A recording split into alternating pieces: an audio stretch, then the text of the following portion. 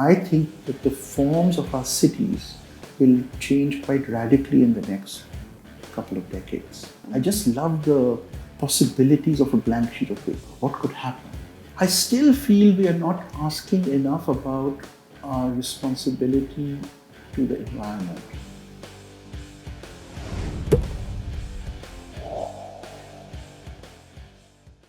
Welcome back to the Lovin Real Estate Series, where design meets purpose and innovation shapes the spaces that we call home. In this episode, Designing Branded Residences, how architecture and interior designing bring a brand's lifestyle promise to life, we're joined by a true architectural thinker, Yahya Jan, President and Designer Director at NORR. With over 3 decades of global experience and a design philosophy rooted in science, art and human insight, Yahya is known for creating spaces that are more than just structures. They're stories you can live in. From the feeling of a well-designed home, which creates that you walk as soon as you walk through the door, to how branded residences shape the way we connect with lifestyle and identity, Yahya shows us how architecture can be much more than just form and function. Welcome to the show. Great to be here, Casey. We hear so much about location and cost when it comes to buying properties. Do you believe design deserves equal, if not more, attention? Absolutely. I think design with a capital D really transcends cost, in my opinion. So in our lives, we've seen great designs. They can be buildings or spaces. They can also be products. And I think if design is done right and is done thoughtfully, it doesn't have to be expensive. It can be economical and fantastic. Mm-hmm. It can also be expensive and not great as a design. So I think the issue is often mixed, where we talk about expensive materials or luxury very often, but we don't think enough about the design that went behind the product. Mm-hmm. And if that's done right, I think you can really achieve amazing things. Interesting. When, in your view, does a project go from a good design to a great design? Good to great. So I'm really lucky. I lead a very creative design studio in Dubai, architects and engineers. So we are an architecture firm, but we also do all the engineering, structural, mechanical. So we have an artistic side and we have a tech side to our studio. What goes from good to great, in my opinion, is your willingness to look at things over and over and be willing to give up an idea that you had in favor of another idea. Mm-hmm. And then the execution of that idea. How well is it crafted? So if the idea is amazing and appropriate for its particular context, and then if it's executed really well, okay, you can get a great result. If someone's looking to buy a home, we have a lot of people who are on the property market wanting to get on the property ladder in Dubai. What design elements should they be paying attention to that will make their home lives easier? Yeah. So first of all, you said home.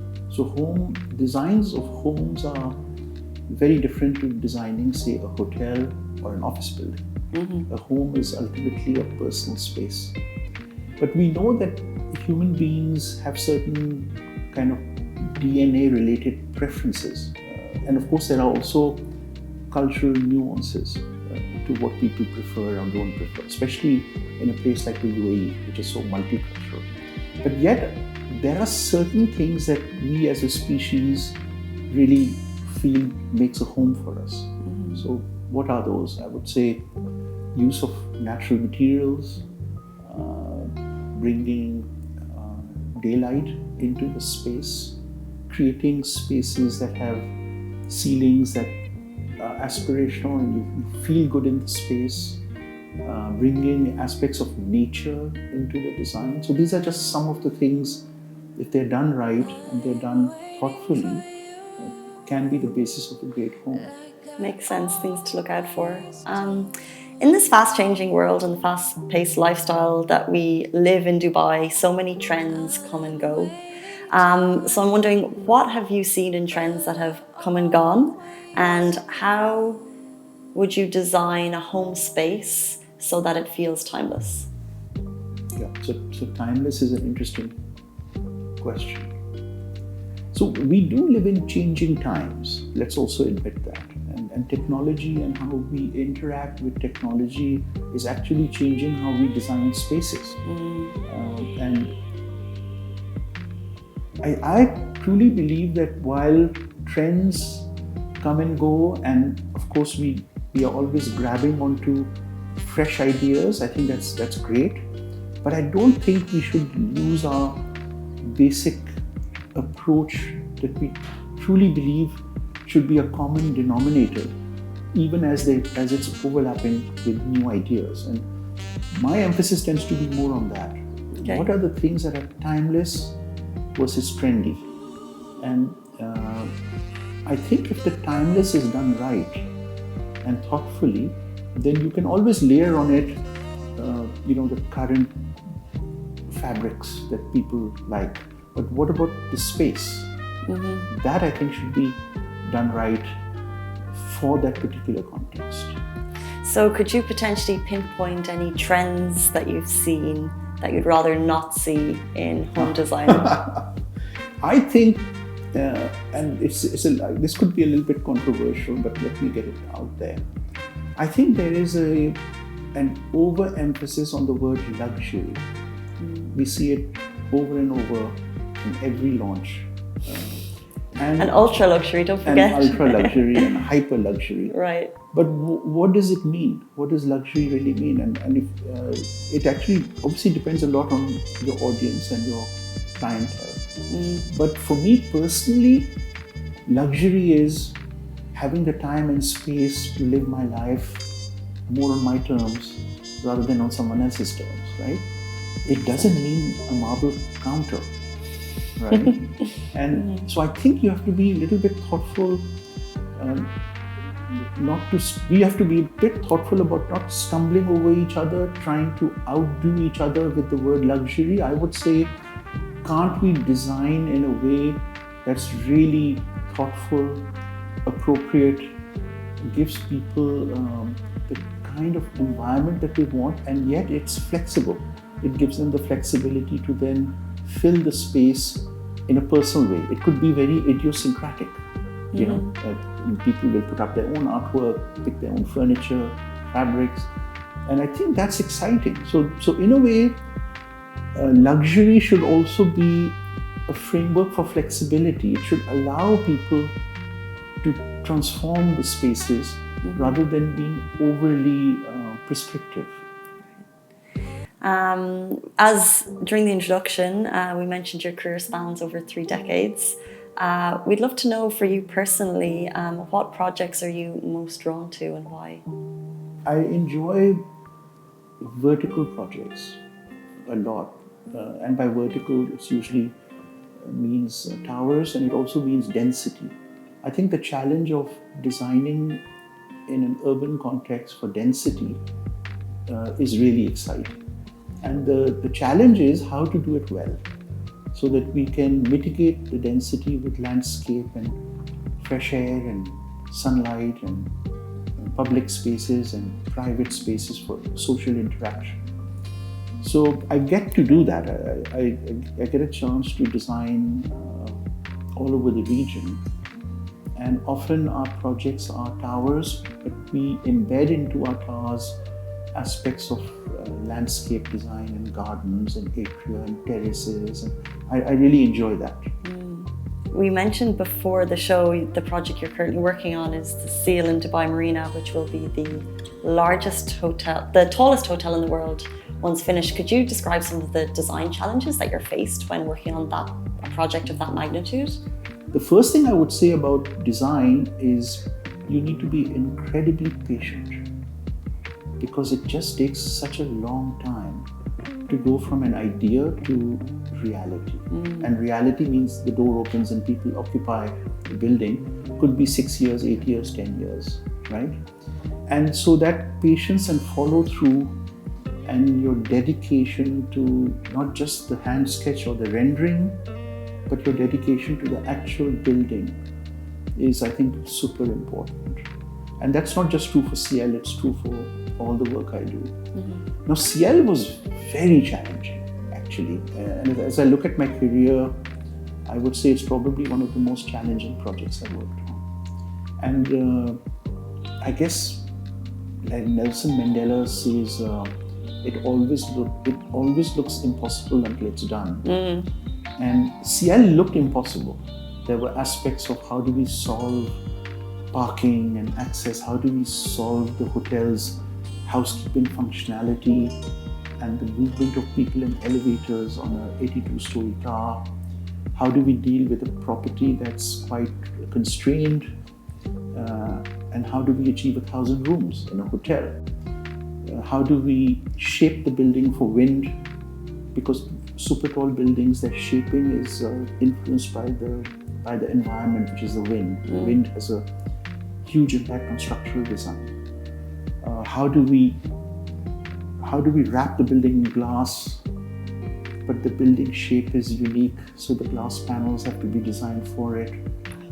So it just goes on and on. And CL is an example where we had certain ideas that we wanted to do, and then we discovered just how difficult they were.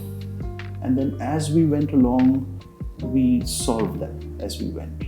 And for me, that was probably the most exciting part of it. We created our own problems and then solved our own problems. First principle thinking is a core to how you individually work. What's a moment in your career when applying that mindset completely changed the outcome of a project?